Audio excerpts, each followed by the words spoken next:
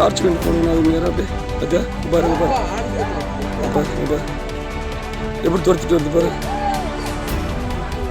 வேப்பனஹள்ளி அருகே வனவிலங்குகளிடமிருந்து பயிர்களை காப்பாற்ற புதுமையான யுக்தியை விவசாயி ஒருவர் கண்டுபிடித்துள்ளார். விவசாயியின் இந்த நவீன முயற்சி மனித வனவிலங்கு மோதலை குறைக்க உதவுகிறது.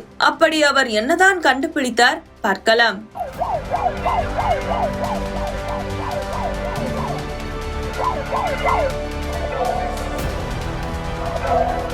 கிருஷ்ணகிரி மாவட்டம் வேப்பனஹள்ளி அருகே ஆந்திர மாநில வனப்பகுதியில் முகாமிட்டுள்ள காட்டு யானைகள், மயில்கள், காட்டு பன்றிகள் போன்ற விலங்குகள் அருகே உள்ள கொங்கனப்பள்ளி, கொத்தூர், தோட்டக்கணவாய், சிகரமான பள்ளி உள்ளிட்ட கிராமங்களுக்குள் நுழைந்து விவசாயிகள் சாகுபடி செய்யும் வாழை, ராகி, சோளம், நெல் மற்றும் உருளைக்கிழங்கு, சுரைக்காய் போன்ற பயிர்களை சேதம் செய்து வருகிறது.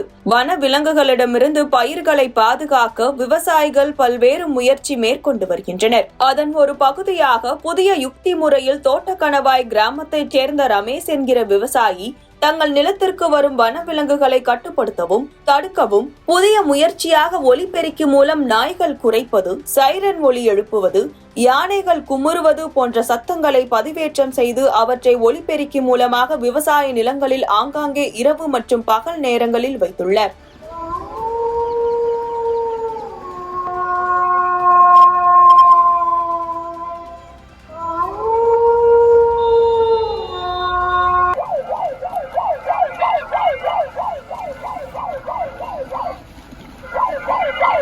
இந்த சத்தத்தை கேட்கும் விலங்குகள் விவசாய நிலத்திற்குள் வருவதில்லை எனவும் அதை தடுக்கவே இது போன்ற புதிய முயற்சியில் ஈடுபட்டு இருப்பதாக தெரிவித்தார்.